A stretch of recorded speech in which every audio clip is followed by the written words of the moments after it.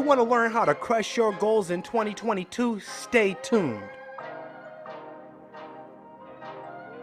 New Year's resolutions go back to the Roman Empire and probably even before that.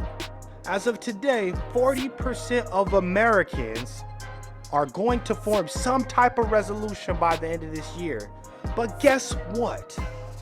Most of them will fail. Why? Form resolutions like this.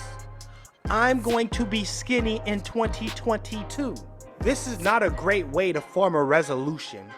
I'm going to show you 3 easy steps to help you form better resolutions. Step 1, make sure your resolutions are actionable. And one of the ways you do that is by being specific. If you want to be skinny in 2022, you need to write your goal as, I want to lose 24 pounds in 2022. You also need to make it measurable.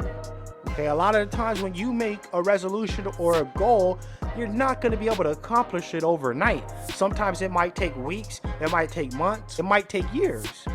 And so you need to be able to track how you're performing to that goal. Next, make sure they're attainable. When you form your resolutions, make sure it's something that you can attain. It might sound good to say, in 2022, I'm going to be an astronaut. But if you've never been to flight school, you're just setting yourself up for failure. So make sure it's something that you can actually attain. Next is relevant. Relevancy is important.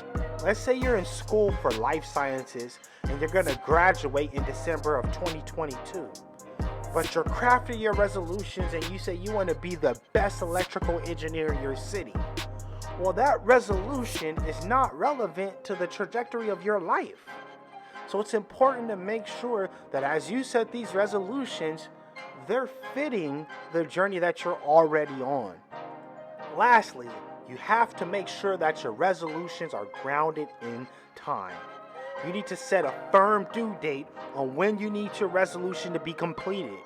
You also need to set firm due dates for certain milestones to help you hit your ultimate goal.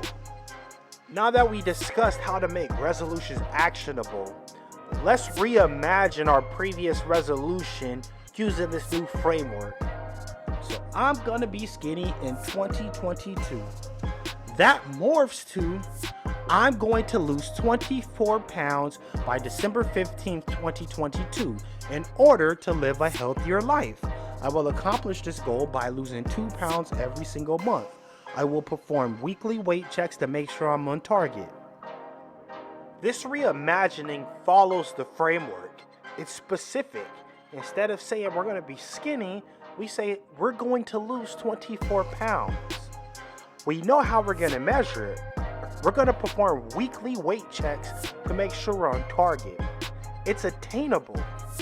We're going to accomplish the goal by losing 2 pounds every single month. It's relevant. We want to live a healthier lifestyle. And lastly, it's time-based. We know we're going to do weekly progress checks and we need to be complete by December 15th. So when you follow this framework, you're going to create resolutions that you can use to hold yourself accountable. Step 2 is to start your resolution now. The definition of procrastination is to delay doing something, to put it off until another day.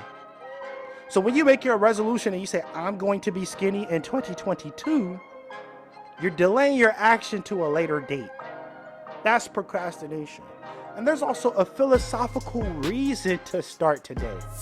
You start today because yesterday and tomorrow do not exist. The past doesn't exist. It was a right now that happened previously. And what you did in that right now, you can't change. And tomorrow doesn't exist at all. Change how you look at time. Look at time as a continuum. It's just a continuum of now. So when you look at life as a series of nows, then you know I have to move now because that's the only time I have available to me. But sometimes we can't move in our now. And that goes into step 3. All future actions require a date. Anything that you can't do right now needs a date.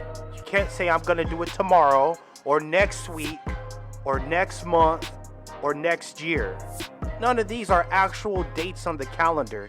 You cannot hold yourself accountable to those type of terms. What you need to say is, I will begin working out January 1st, 2022.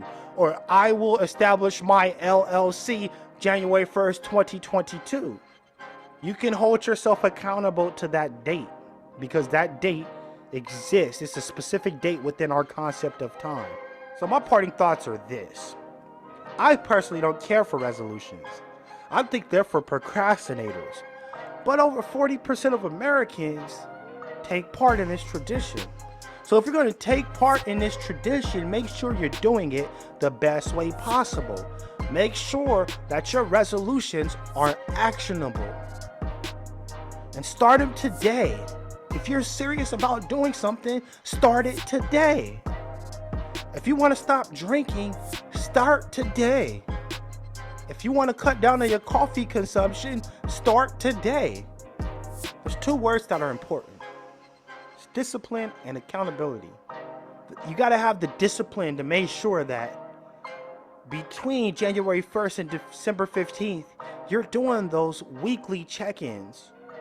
You're doing the weekly runs or the weightlifting or the bike riding or whatever you're doing to be able to lose those pounds.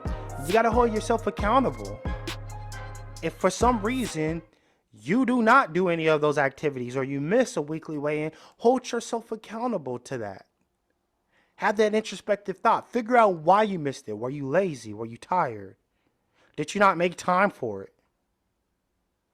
That's how you crush your 2022 resolutions.